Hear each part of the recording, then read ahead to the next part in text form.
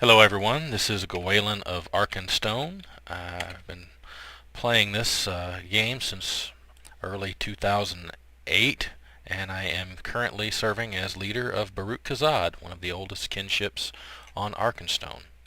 We're going to be taking a trip up to Weathertop today. We're going to be doing a little bit different route than most players tend to go through. We're going to start here in the Midgewater Marsh. I'm currently in the northeast corner of the Midgewater Marsh. It was at around someplace around this location in the book where Frodo and Aragorn first noticed a flash of lightning off in the east.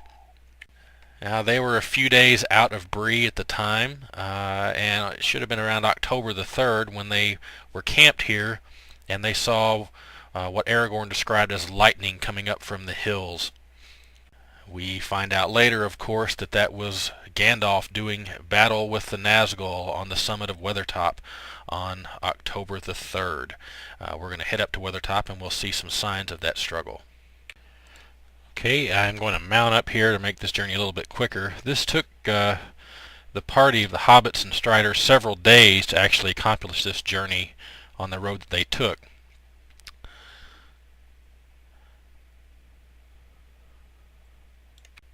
Now, I think most people who play the game quest a little bit in the Midgewater Marshes if they come through Staddle and Combe.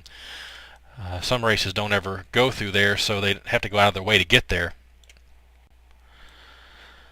Most people, I think, go from Bree straight to the Forsaken Inn, and so they come to Weathertop from the main road, as opposed to this path, which I believe is the path that the Fellowship actually took. They talk about in the Fellowship coming out of the marshes up a hill.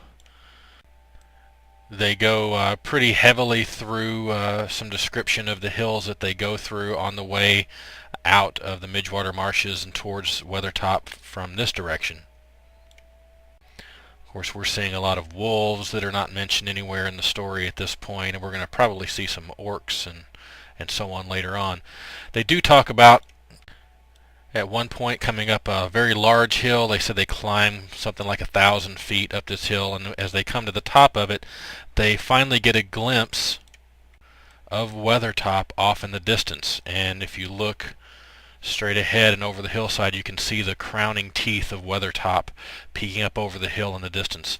As we get closer, we'll get a better look at that. They continue on their path for a ways, and again, they're just cutting across country at this point. There is some talk about the stream that comes down through the hills that they're going through that feeds the Midgewater Marshes, and here we can see that stream on our right. We're going to pass through some ruins, and they do make some mention of some green and mossy covered ruins as they go through this part of the landscape. There's one of these orcs that I mentioned. There's another one there that don't come into the story.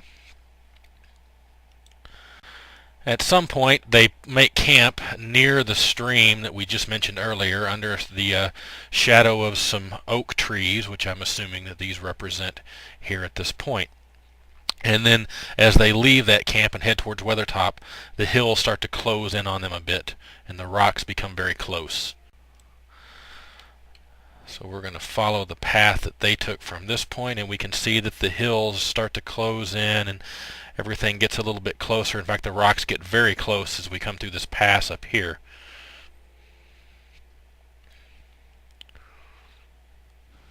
Now, it was somewhere around here that comes one of my favorite moments in the Fellowship of the Ring, where Pippin remarks that this area reminds him very much of the Barrow Downs, and he asks if there are any barrows here. And Gil-galad is mentioned. Of course, Gil-galad being one of the old elven kings, and out of the clear blue nowhere, Sam pipes up reciting this song that he'd learned from Bilbo about Gil-galad the Elven King. And I just always love that moment because it's a bit of lore that comes from an unsuspected source from Sam.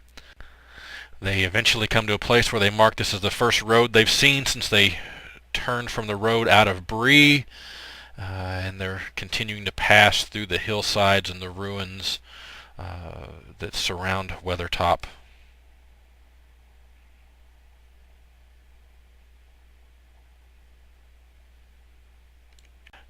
And they come to a place where they camp just west of the hill. I'm assuming that this is the campsite that is also used in the game by the ranger Candace, who gives a number of quests in the area, including quests to go do the instance to reclaim Weathertop. I've already done a long time ago, and there doesn't seem to be a lot of activity asking for that instance right now in the area. So we're just going to climb Weathertop. Alright, we're going to leave Candace encampment, which is where the Fellowship stopped for a brief rest before climbing the hill to the top of Weathertop. Now, this is a fairly steep climb, and I'm making good time on this because I'm on a horse.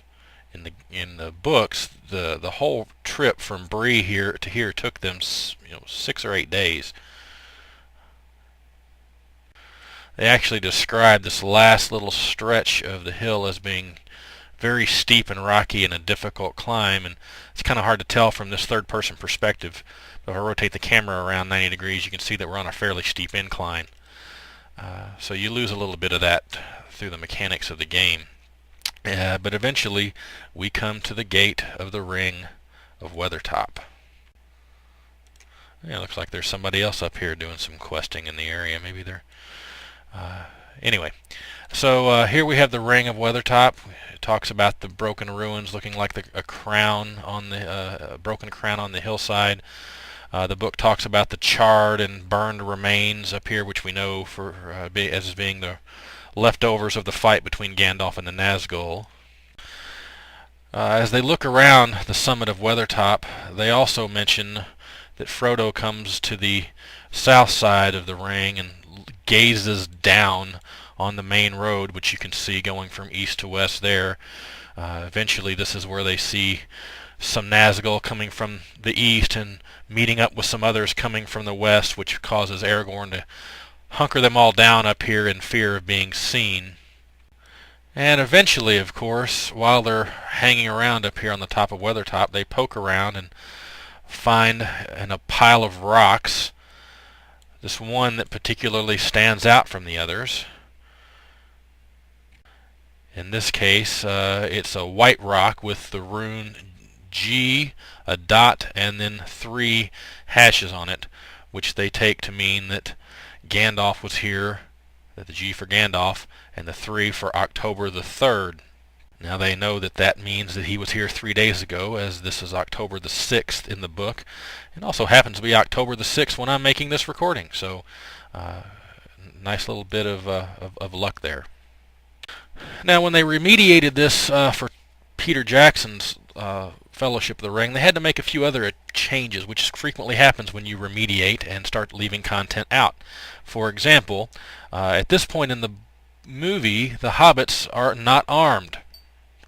Frodo, of course, hasn't made it to Rivendell yet to get Sting from Bilbo, but because they left out the whole scene with Tom Bombadil, therefore they never get caught in the Barrow Downs, and they don't receive the swords. They don't take the swords from the treasure in the Barrow Downs.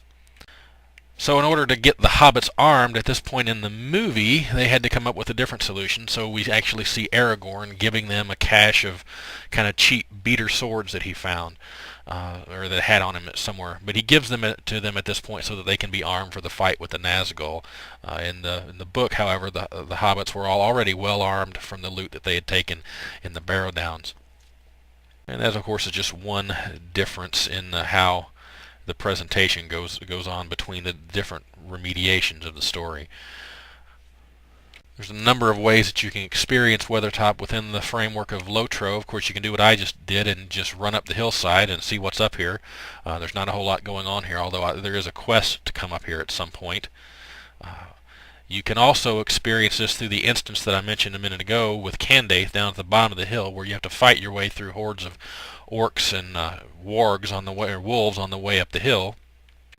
And there's also a skirmish that you can take place up here, where you have to defend the area from waves of attackers and different powerful lieutenants of the enemy, which is probably a little bit more similar, or more of a way to experience the fight on top of Weathertop, similar to what Frodo and the hobbits and Aragorn experienced in the book.